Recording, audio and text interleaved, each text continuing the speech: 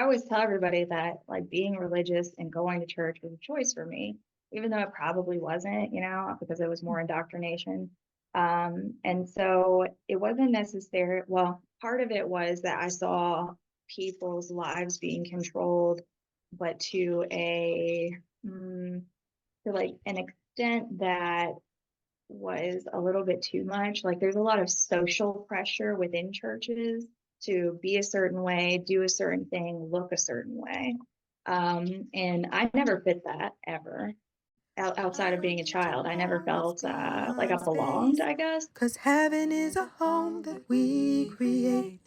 No matter where you go to when you pray, heaven is a home that we create. Let's agree that earth is a special place. So heaven is a home that we create. Surround yourself with love and who's to hate. Heaven is a home that we create. Take a deep breath in. Hold it. Then exhale through the mouth. Slowly let it all go. And welcome that next new breath with love and gratitude. Welcome, friends, to Divine Anarchy, a conversation about spirituality, humanity, and the origins of life on Earth. My name is Kayla Beard. I am a poet, a spiritual coach, a Reiki healer, and a seeker of spiritual truth. We are here, I am here, and you hopefully are also here to talk about faith, religion, and the complex and infinite tapestry of individual beliefs that make up our human understanding of who or what God is. In these conversations, I allow the life coach and the reporter in me to link arms as we explore the many different ways that spirituality shows up in our lives. I am thrilled to be here, and I am elated that you have decided to join me. But before we begin, I want to remind you to join the Divine Anarchy Substack. You can visit kaylabeard.substack.com to read the blog where I explore my own relationship to spirituality and share journal prompts to aid you in your exploration as well. You can also visit my website, theharmonicspirit.com, to sign up for this month's free group Reiki and meditation session. I host these sessions on the fourth Saturday of every month. Reiki is something that I've been practicing for about a year. If you don't know about it, it is a energy healing technique that works with the subtle energies within and around the body to stimulate healing and relaxation. It is a tradition that originates in Japan with a specific founder, Yusui Mikao, about 100 years ago. But at this point, it has branched into so many different pathways and it has so many different faces and names. And, you know, the story goes that even before all the names that we know it by today, that this is a very ancient art. So it's just a great way to unwind and relax and release tension and let go of things that you just might be holding on to in a spiritual sense as well. So I invite you to try it out. If you are curious, you can visit theharmonicspirit.com. That is theharmonicspirit.com to register for the group sessions or to book a private session if you are interested. Today's guest is a beautiful person, an open hearted person, a dear friend of mine, and someone who I'm grateful to have met. We met at work in Kalamazoo, Michigan. We were working at the time at a well, I don't know if she would want me to share where we worked, but we worked together, and I'm glad to have met her. We reconnected later in DC, so very interesting how life brings you into and out of people's lives and into and out of different spaces.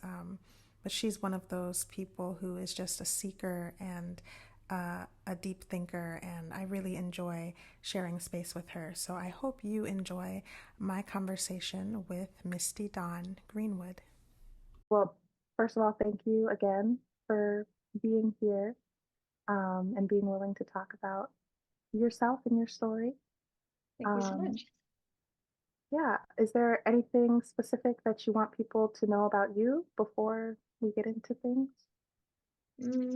I suppose, I don't know. I just have a different kind of religious background, I guess, because I was like Baptist, and Baptist is more of a like personal relationship with God, and the baptism, of course, being like the rebirth of everything. But for your podcast specifically, like, is it more about the relationship with God, or like their stories? Like, how is the flow of your podcast usually? I'm just kind of feeling it out. I don't know how it's gonna end up being, but I'm looking more for like your personal story. It's not really about like highlighting a specific type of relationship, but like showing that there's all different ways that people understand like what God is and whether or not they see it as relevant in their life. So it's kind of just like whatever it means to you and what makes sense to share. Yeah. Okay. So I guess the starting point for me would be I used to be religious. Yeah, and which is something that I never thought that I would be comfortable sharing, I guess, because I used to be very religious, and I guess I still have a little bit of that like kind of left over, but it wasn't until like I got into college and I really started to like look into like other world religions and like really take a self look at like what I actually believed in. That kind of changed for me. Yeah. Very cool. So like tell me about the beginning. Tell me about when you first heard about God and like what how it was explained to you and what it meant to you. So when I was younger, the churches in my neighborhood, they would always come and like collect all the kids from the neighborhood. They'd like bus them from wherever they were, me included. And then we would go to like a local church, and they would feed us like maybe breakfast or something like that. And then we would go to Bible study, and then we go to the church service, and then they take us back. And well, I went to church like all the time. It felt like I was there Sunday morning, Sunday evening, Wednesday, Saturdays, youth groups. Like eventually, when I was older and more in the like singles groups, we'd go to like the beach and stuff like that for like vacation Bible studies on the weekend. Um, so I was, indoctrinated. Yeah. What Um, what did you think? Like at that time, were you really in it? Did you feel like you were hearing a lot of truth or did you have reservations? well, I think I got baptized twice. And I remember like all the people in the congregation, there was a person getting baptized, and I was like, "Oh, I want to do that." And then they showed me a little book about the colors, because I was way too young the first time. But they showed me a little book about, like red is the color of Jesus's blood, and and then like the little white page was like he died for our sins so that we were whole, and that kind of stuff. And I was like, absolutely, I believe in God, and I really felt it then. I was a child, so my favorite song was I think it's like Jesus loves little children, and singing the like hymns and stuff. That kind of uh yeah, that kind of just made me feel like good inside. And so that was my favorite part, singing the hymns. And so, just having people like surrounding you that just felt like family, that was another like selling point for me. But that didn't last forever. I can relate to that. Especially the singing part. As you know, I'm also a fan of singing. So I did a lot of that too, growing up. Mhm. Um, I wonder, like, specifically, like, so I was raised Seventh-day Adventist, and we were kind of taught, like, God is like three different parts, and there's the spirit, and then there's big the big guy, whatever that is supposed to be, and then there's Jesus. So how did they teach you like specifics about like what God is, or was it just kind of like what did it look like for in the Baptist church? Yeah, absolutely. So for the Baptists, they very much so, it's the baptism and then the individual like relationship with God. So the church itself is not necessary. It's like a gathering place for you to come and be around like-minded individuals and hear the word. Which is different from later on when I got married and my partner was Lutheran, so I was a part of that church as well. Um, but so for the Baptists specifically, they would just say that God, as in Jesus, he died for our sins, and that he was the one that we were supposed to be looking to, not necessarily God. I know that some some churches make differences between like the Holy Trinity, God the Father, the Son, and the Holy Spirit, that kind of stuff. But I think Baptists are more like about Jesus specifically. That's really interesting. And now I'm curious, was there like a big difference between like being involved in the Lutheran church and being involved in the Baptist church? Yeah, for the Lutheran Church, they're more like, I don't know how to put that one, because Martin Luther, he led the Reformation that changed, Christianity at the time, and so they're a little bit more structured, like the Catholic. Hmm, So there's a little bit more of that, and I want to say that they're more like God the Father. interesting. Okay. Very cool. I feel like I don't know much about most types of Christianity. I know like a little bit about like what I grew up with, and then everything else is kind of like in its own category. Oh, there are so many religious like offshoots of Christianity. So, it's kind of hard to really understand. And like I said, I took a world religion class or course rather, when I was in college. And so for me, I really liked that. I like the deontological, like ethics kind of portion from Immanuel Kant, and that's pretty much just like rule-based ethics. And so while I'm not religious, I still am moralistic. Um, and I believe in like kind of more utilitarianism kind of aspects of things. Like as an individual, we definitely know like what's right and wrong and what we should and shouldn't do. And a lot of my my personal drawback with religion itself is that a lot of times, and especially in Baptist, yeah, the Baptist portion of it. Yeah, they're like, oh, I'm saved. I got baptized, and so I've done my due diligence. And I think that there's more of a working aspect to religion and morals that people don't really take into account. Just kind of like even with like life in general. People are like, oh, I recycle, so I've done my due diligence. I've Right. been baptized, so I'm good. That kind of Yeah, I totally get that. I feel like, yeah, that's the biggest thing that I think a lot of people miss is like their personal responsibility, you might thing. say. Um, yeah, that's like a whole other, I could talk a lot about that. Girl, me too. But tell me more about like where you are now and how you made that shift into your current relationship with spirituality. So yeah, I for a while I was kind of like playing with the idea of not being religious because our minds in general want to do the least amount of work. So I'm like, I'm not religious anymore. My mind's like, cool, I got you. Uh, and then, but I wasn't really comfortable with that idea yet. And so I would say I was spiritual versus religious. And my former spouse at the time was very deeply religious. Like his family, they were Lutheran. They went to church every Sunday. They read their Bible. And not that I didn't, but yeah, I met him during the time where I was changing, transforming. And so I couldn't call myself like an atheist. That's even now, it feels a little bit odd.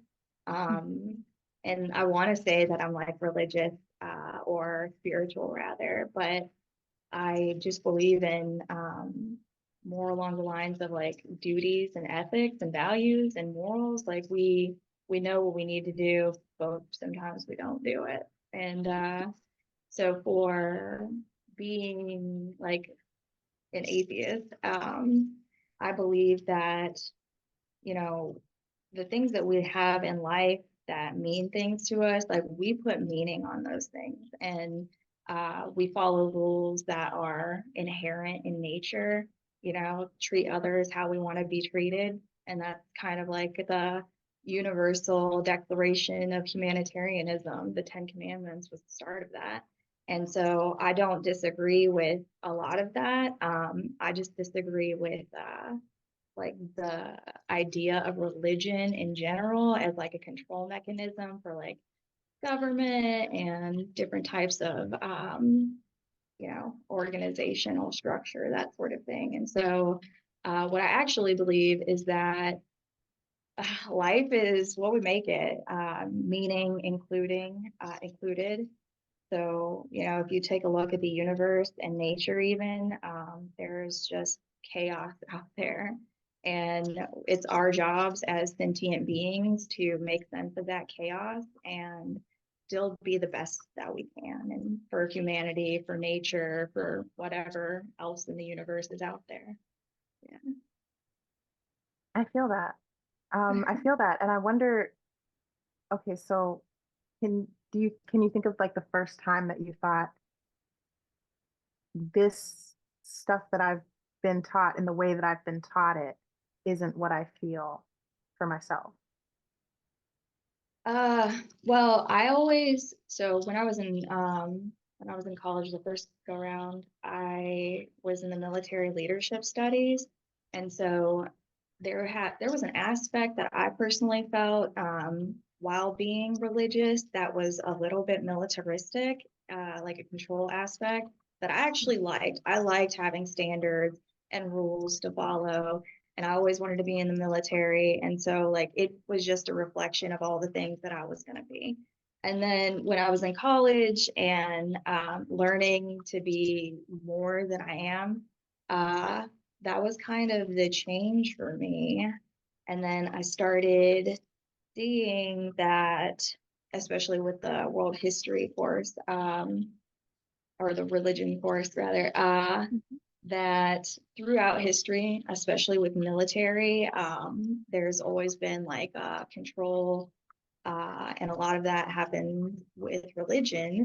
And so, while I'm out there trying to learn about who I am and social justice and equity and all that kind of thing, all those kinds of things, I started to see more of the control aspect to religion, and I didn't really like that. And so it would be in college that I really started to see that what I was taught versus what I was seeing was different. Interesting, interesting. And so, like, when you talk about control, because I feel like that's a big part that a lot of people just kind of brush away and think, it's whatever. It's not a part that people like to, people who are still invested in churches don't necessarily like to talk about that part or even the history of how, religion has been used to control people. So I think that's interesting, and I wonder, like, how did you feel that it was more of a barrier for your personal growth? Did you feel like you were being controlled, or were you feeling more like a distaste with the general trend of like the political side of religion? Well, I always tell everybody that, despite the church efforts of going and collecting the children and bringing them into church, and myself being one of them, I always tell everybody that like being religious and going to church was a choice for me, even though it probably wasn't, because it was more indoctrination. And so it wasn't necessary. Well, part of it was that I saw people's lives being controlled, but to like an extent that was a little bit too much. Like there's a lot of social pressure within churches to be a certain way, do a certain thing, look a certain way. And I never fit that ever. So I was always like, like I just never felt outside of being a child. I never felt like I belonged, I guess. And even as I was growing in a young adolescent into a young adult, and I just felt that there was a lot of personal control that was taught and not necessarily always reflected. And this is a story from one of the churches that I was in the choir. I really wanted to sing. And so I joined this choir and I went to this church since I was like, I don't know, 15 or something like that. And maybe until I was like 20. And I was in the choir. And then one day, and I was a lifeguard at the time. So like, I would wear my little lifeguard outfit and I try and make it to choir. And sometimes I'd, bring clothes and dress appropriately because people are judgmental. And then so, they sat us down one day and they separated the women and the men. And they were like, hey, we have to do this and we don't want to do this. And it's unfortunate, but in the upper echelon of the church, there was some infidelity. And so we have to, just make it clear, like our stance on that. And as they separated out the women from the men, they were telling us women that it was our duty to make sure that we were covered and not leading men astray because they can't control themselves, and it's up Yikes. to us to make sure that their individual desires, like we're not feeding into that kind of stuff, whatever. They were just saying, they're putting men on a pedestal and saying that it was our responsibility to not let that happen, and it was ridiculous. And that day, I just happened to be a little bit, lifeguard-esque. I had some shorts on and stuff like that. And they kind of used me as an example. And at the time, I felt like it was fine. But then walking away from that situation, I was like, that whole thing was not fine. Not at all. Not any part of it. And I really wanted to know, like, what the conversation with the men were. Hi there. Are you enjoying this conversation? I would love to hear your feedback. You can visit my YouTube channel, The Harmonic Spirit, and leave a comment on the video for this episode. You can also visit Substack at kaylabeard.substack.com and leave a comment under the Divine Anarchy podcast section for this episode. While you're there, you might as well sign up for the Divine Anarchist Daily blog, where I share more personal reflections about my own spiritual journey and journal prompts that will help you to expand your own understanding of spirituality in a very personal way. Again, visit kaylabeard.substack.com to sign up for the daily blog and to engage with a community of seekers just like you. Okay, let's get back to it. So it's things like that. And, religion, everybody's like, they take it individually, but it was many things like that kind of made me realize that the control aspect within religion individually was just based off the congregation, the church, the sect, like whoever was in control at the time is kind of how it goes, just like with politics. And then on a larger scale, it's kind of the same, who's in control at the time. Because when I was in scouting just a couple years ago, the Protestant church, I want to say, no, it was the Methodist, like they decided that they weren't going to have scouting in their churches. They weren't going to host scouts anymore. And it all came down to the diocese, whoever was in control. And so as far as control, it's we're all a bunch of like individuals coming as a collective to decide what makes sense for our daily lives all the time. And when you look at the stories of the Bible and stories of those people, those actors throughout history, just like with Martin Luther, you realize that they're just people trying to interpret their daily lives and what the best morals and values are of the time. Yeah, I love that you said that because I feel like that is a common thing with churches to have individuals be kind of on this higher level, and like people will sometimes put themselves on that level as well, like, oh, we're saved and we're looking down on all of the people who like need our help to, be well or whatever. So that's an interesting um point to bring up. Um, I want to ask you about something else you said about calling yourself an atheist. I think you said you're not comfortable with that term. Um, is that still true? And why are you uncomfortable with that? It just has such a direct, it just, I don't know how to say it. It doesn't feel right.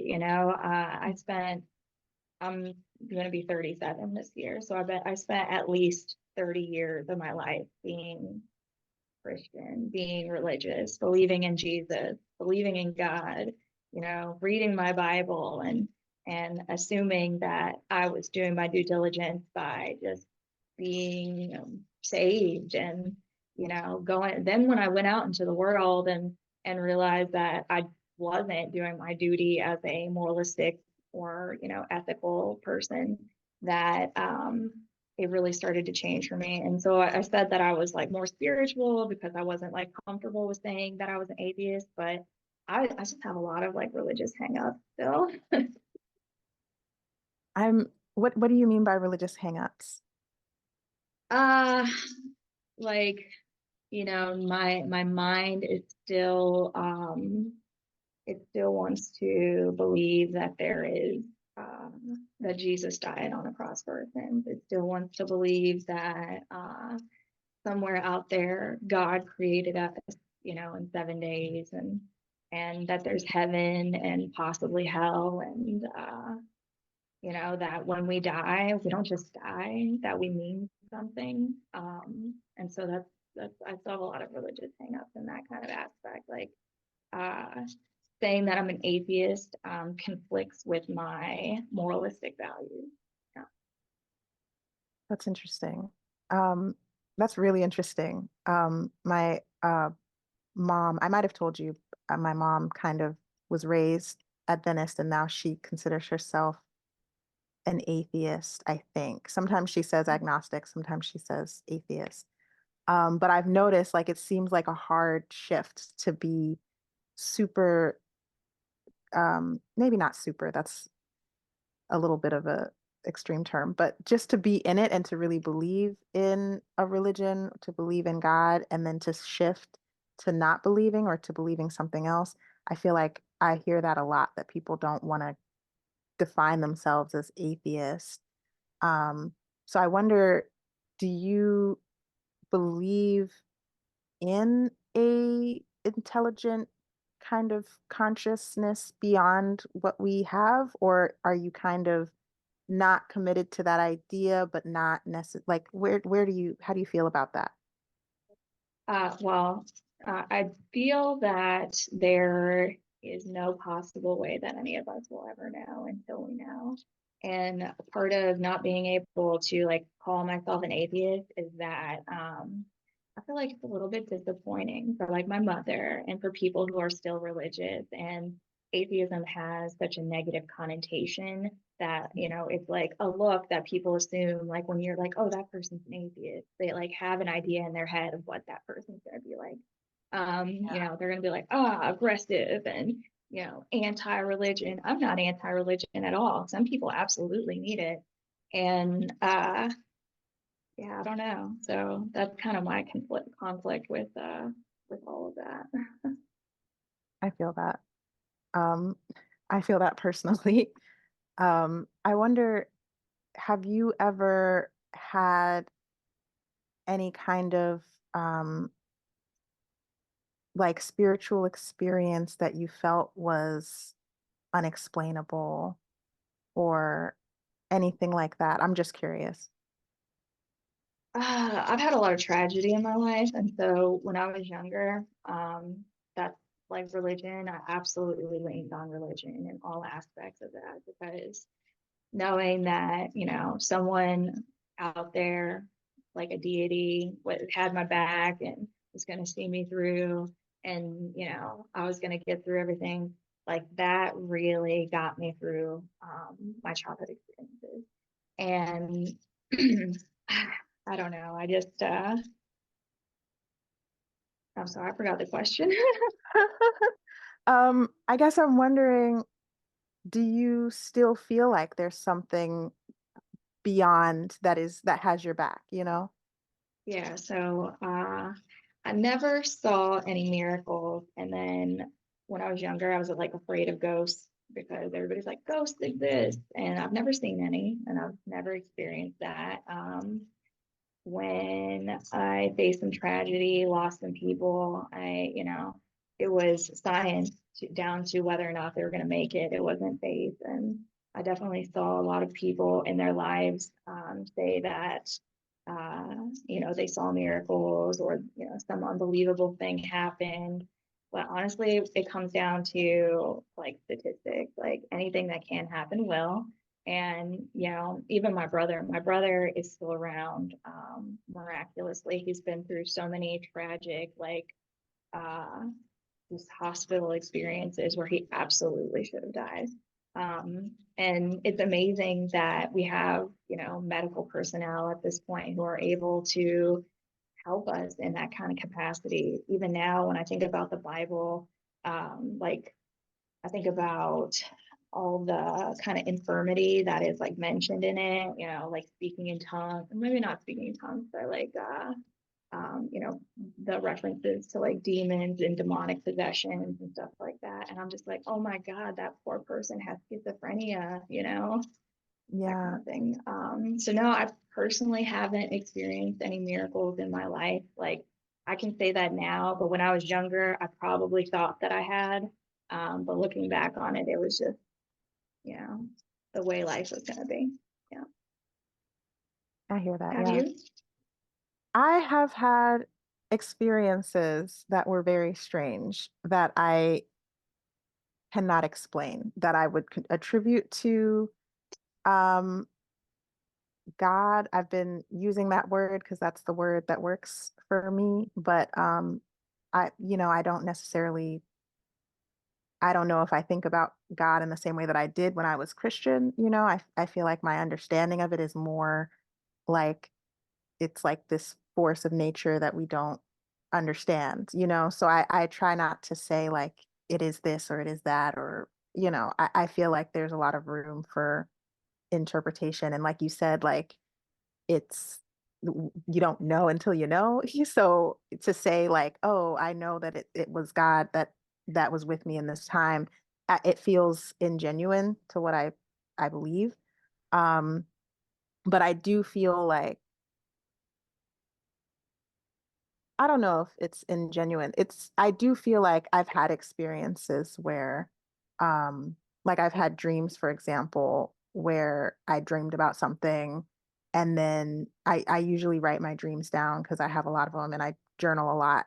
And so then it'll come true or something will happen that was like similar to something that happened in the dream. And then I'm like, what was that? Did I just have a random dream of the future or did I remember something? I also think about time as nonlinear. So I think it makes sense to think like maybe my brain was picking up on information in the past that was happening in my future that I, as a limited being, can't really understand because we live in time.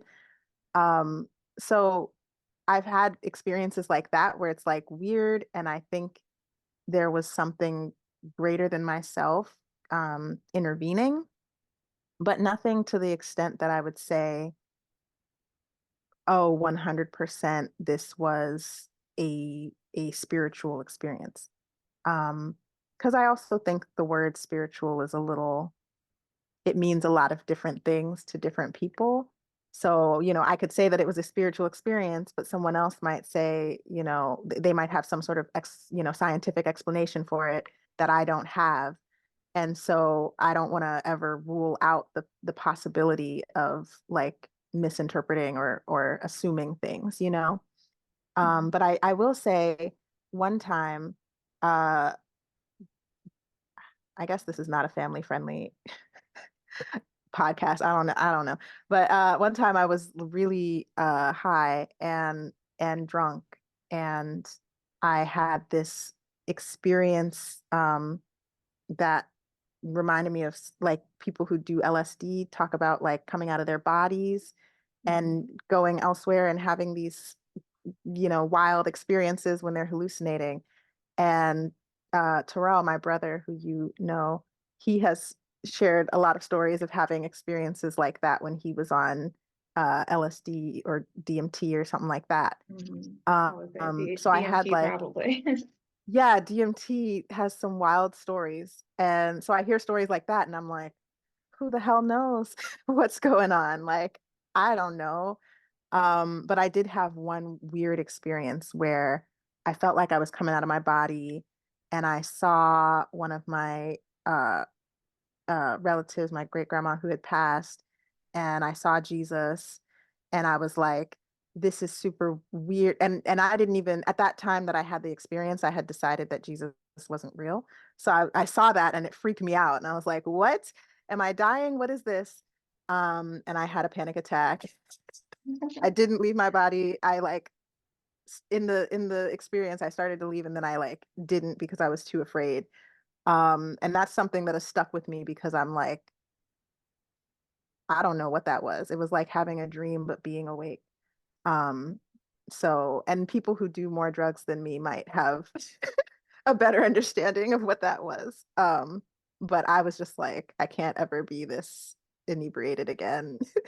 And so that was like the one time where I felt like, okay, maybe these spirits are out here. Maybe they really are trying to communicate. And I do believe that there are, spirits. I call them spirits, but like there's intelligent energy that's like everywhere.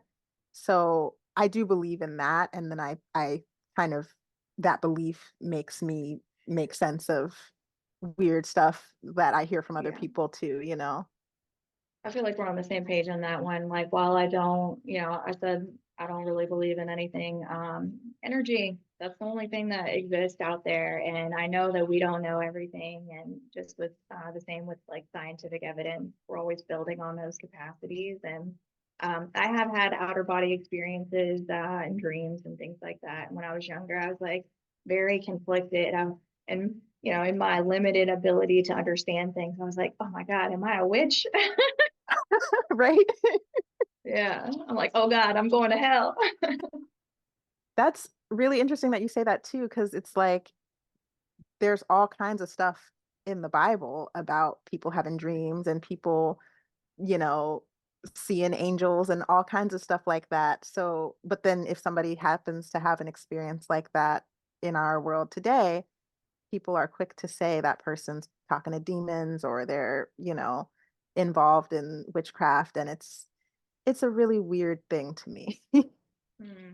Yeah, and I think it depends on like what culture you're kind of around, because when I was younger, I grew up in LA, and so it was more of a Hispanic community, and so they do believe in like witches and demons, things like that. So that's probably like where that kind of sentiment came from for me. Yeah, that's a good point. Yeah. Culture is everything. Mhm. Um, I will say, so my experience being raised in what I think is a more strict religion and now like transitioning into something that's more like free and accepting of whatever comes my way. It's been really hard and I had a lot of like fears and like moments of like deep depression around it.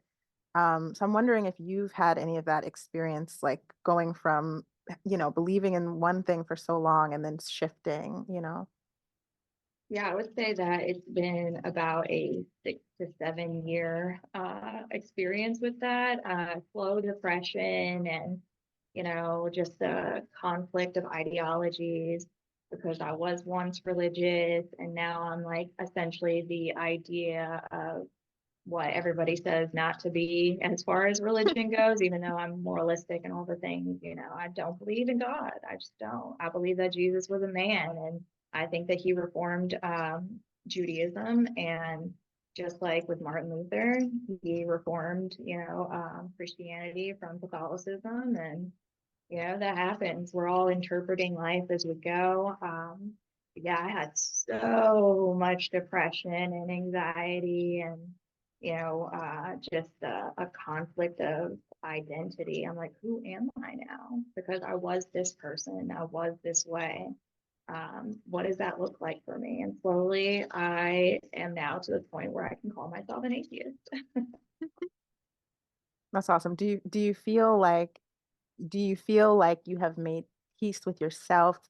And a related question, do you still feel like yourself? Do you feel like you're the same person or do you feel like a different person? I think I'm still making peace with who I am. And that comes down to everything, even sexuality. So that was also a major conflict with me as far as being religious. Like, I grew up with a couple of aunts and uncles who were gay. And so for me, I was like, oh my God, I love these people and they're nice people, but they're going to hell. And so it was a slow, slow transition. And I think that, every day we grow, the more you learn, you grow. And I'm getting there. I'm not fully there. How do you deal with or cope with like feelings of depression and anxiety? Because I think a lot of people in religion use God as the way that they get over that stuff, um, for better or for worse. So, like for you, how does that look? I do a lot more yoga now. So, physical activity, running, walking, being out in nature, listening to podcasts, mostly like scientific podcasts. I like to understand how the brain works and how people interpret life. And, there's all kinds of information out there if you're willing to look for it. And when I was religious, I was less willing to look for it because I didn't want to take in the world and I didn't want anything to contrast against, Jesus's teaching. Like that's what we're taught is all we need to know. Yeah, So getting out in yeah, nature. that's a good one. That's my favorite way as well. Yoga specifically is the best.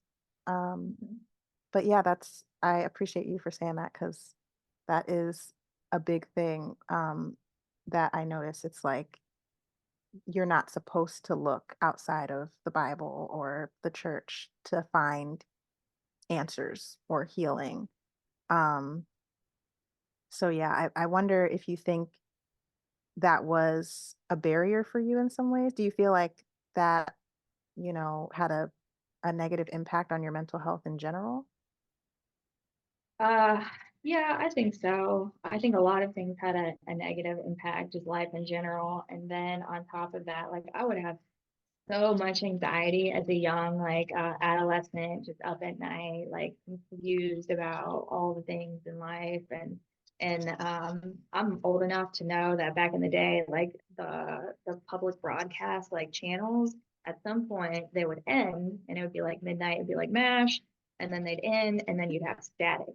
And I've had insomnia. And so I would stay up at night thinking about life and religion, reading my Bible, freaking out about, just being worldly and, yeah, like, what am I going to go to hell? I'm saved. What does that look like? That kind of stuff. So much anxiety. And even going to church, and depending on the church that you go to, there's all kinds of religious, like, artifacts on the walls. It could be like Jesus on the cross with like blood on his face and on his hands. Right. And as a young person, that is so confusing. It's, Yeah. yeah, a little bit traumatizing just to look at stuff Mhm. like that, and then have it be in your psyche. And then over in Europe, a lot of the churches over there, they have like martyrs, like body parts in the churches, like Oh, full wow. bodies, just, yeah, adorned in gold and all the things. Wow. Mm. I am not well traveled, so I did not know that. And that sounds so gross to me, but I won't, shame anybody for what they Yeah. want to do. But wow, that's interesting. I think it was a lot of the Crusaders that kind of made that popular. They're like, oh, we raided this village and they had, the pinky of some great religious leader, and now it's in a vial and you can put it on display. Oh, wow. Oh, Yeah. wow. I don't know how Interesting. they sourced to those parts, but I kind of don't believe that, they got it ethically. Yeah. What is the ethics of displaying body parts in general? Like, that's Yeah. an interesting, interesting thing to do. Okay, well, I'm wondering, so now that you are on a new path, do you have any aspirations for yourself in relation to your spiritual beliefs, or are there any goals that you have for the future? I mean, I would like to learn more philosophy, I think. I think that would help me in the contrasting ideas of how I see myself and how I have seen myself. Just knowing that, there are other people who have had all these same kind of identity crises and made it through it, and what that kind of looked like for them. And when I was in college the first go round, I was a little bit into philosophy, and so at that time when I first started to question whether or not I was religious, it definitely helped. So I think moving forward, this has rekindled that kind of desire for me. That's exciting. Do you feel um, enthusiastic, or how do you feel about your future when it relates to your new spiritual identity, if you want to call it that? I think everything is a growing process, and so I hope to grow into a more, I guess, ethical type, more so than I already am, and just be able to understand more of the history and people involved and the players. And once upon a time ago, I was more versed in those things, and I'd like to get there again, because when somebody's like, "Oh, why aren't you religious?" I'm like, "I'm just not religious anymore. It's not for me." And I would like to be able to be like, "Well, actually, this is why." Hmm, very cool. Um, One more question about ethics. Um, I agree that you don't need religion to be an ethical person, but I wonder where your, uh, ethics are so subjective. So where do you pull your ethics from? Well, individual values, just human dignity.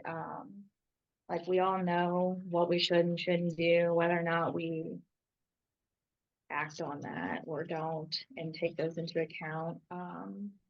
That's always like a conflict of interest depending on the situation. But I just feel that I like to examine the ideas that I have in my life and why I have them. Who planted those ideas? Like, why should we not do things? Like, we all know that we shouldn't kill people because that they, like, do unto others as you would do and to yourself, that kind of thing. Like that's a very strong given. However, not everybody has that kind of ethical reasoning. So even our brains, like every brain is different. And so I think that for me, I see how life is and certain aspects of history and war and the world and, social justice and, equity and all the things. And I take all those things into account and I try and live the best version of myself in my life that I can be. And I like to look at my values and say, why do I value that? I think it's helpful. I love that. Questioning yourself and testing yourself against yourself Mhm. to determine what's right for you. And that's what I'm hearing. Mhm. Yeah. Very cool. And, like a lot of times people assume that they're doing the right thing because they're going along to get along. Mhm. And that's not always the right way. Yeah. Very true. Well, I enjoy talking to you always. Mhm. And this was a very interesting conversation, and it's good to learn more about you and your opinions on this. Because I'm not sure if we've ever really dived into like these kind of questions. So thank you. No, I don't think we have. No. I want to know, is there anything else before we close that you just want to share with people? Um, I would say that a lot of religion in general, throughout history has been about, whoever is in control, and then those people deciding that that wasn't for them, and then taking, life on their own course and creating a new way. And we're still doing that all the time. And I'd like to see, you know, mm, 50, 100 years into the future where religion goes, because there are so many world religions and people practicing, like the majority of the world is still religious. And so I want to see as we grow as a society, like a world society, like where do we go? Like how do people maintain their spirituality? Will there be, variations and shifts in religion? And like what religion is gonna, come out on top? Will we do away with it in general? Like will we just, decide that rule-based ethics is for us, based on laws? Like, it's interesting. I'm excited for the future. Very cool. And same, same. I Yeah. would love to know how things go. Mhm. Well, thank you. Thank you for being here. Thank you for sharing so much of yourself. Thank you for having me. I appreciate the conversation. It's been good. I like it.